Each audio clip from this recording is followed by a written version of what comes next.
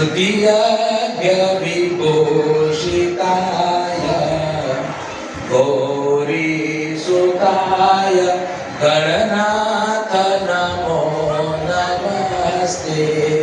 वक्रतुंड महाकाय सूर्यकोटि समप्रभ निर्विघ्नं कुरु मे देव सर्वकार्येषु सर्वदा। ओम भूर्भुवस्सुः बुद्धिबुद्धि महागणपति देवताभ्यो नमः। ध्यात्वा ध्यानं समर्पयामि। जोर से गर्जना के साथ बोलना है। बोलिए श्री गजानन जी महाराज की।